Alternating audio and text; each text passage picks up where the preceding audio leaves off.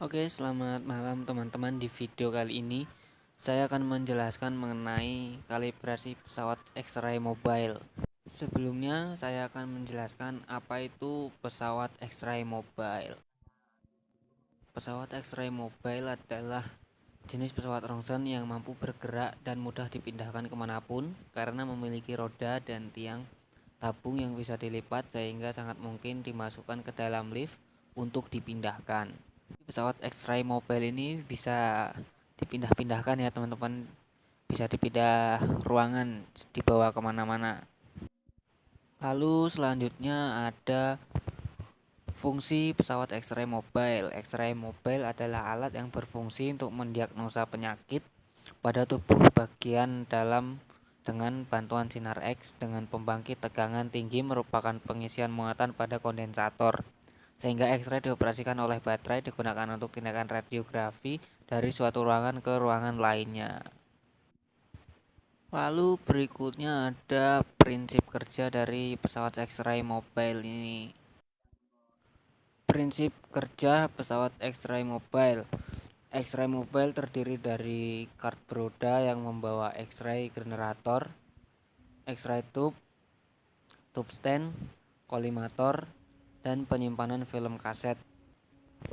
Ada juga baterai untuk mendischarge tenaga pada X-ray mobile. Di alat ini ada dua prinsip kerja yang bisa dari suplai tegangan 220 volt AC langsung atau baterai. Alur kerja dari sumber 220 volt yaitu masuk ke step up trafo, lalu receiver yang kemudian ke X-ray tube, di mana di antara receiver dan X-ray tube terdapat baterai dan kapasitor. Jika baterai terisi, maka dia akan menyalurkan tegangannya ke kapasitor. Setelah penuh, kapasitor akan mendischarge ke X-ray tube dan menghasilkan sinar X. Dan setelah ini kita akan lanjut pada proses kalibrasi. Pada proses kalibrasi ini terdapat beberapa poin yang harus diperhatikan. Yaitu yang pertama, peralatan yang digunakan. Yang pertama ada KVP meter, yaitu alat yang digunakan untuk mengetahui tegangan tabung dan lama waktu ekspos alat X-ray secara non-invasif atau secara tidak langsung. Lalu ada MA meter, yaitu instrumen serbaguna yang digunakan teknisi layanan X-ray, teknisi layanan lapangan, dan insinyur biomedis untuk mengukur MA dan MA fluoroskopik secara akurat untuk peralatan diagnostik, radiografi, dan pencitraan fluoroskopi. Yang ketiga ada avometer. Avometer adalah alat untuk mengukur arus listrik, tegangan listrik AC dan DC sekaligus resistansi. Jadi bisa dibilang bahwa avometer merupakan multimeter atau multitester. Dan yang keempat ada termohygrometer. Termohygrometer ini adalah alat yang memiliki dua indikator, yaitu termometer dan hygrometer, di mana termometer ini berfungsi mengukur suhu dalam ruangan, sedangkan hygrometer ini untuk mengukur kelembapan atau relatif humidity dalam suatu ruangan. Lalu poin selanjutnya ada kondisi lingkungan, yaitu yang pertama suhu ruangan 23 derajat dengan toleransi kurang lebih 2 derajat Celcius, atau ada kelembapan nisbi dengan nilai 55% RH dengan toleransi kurang lebih 15 derajat RH. Yang ketiga ada dokumen acuan.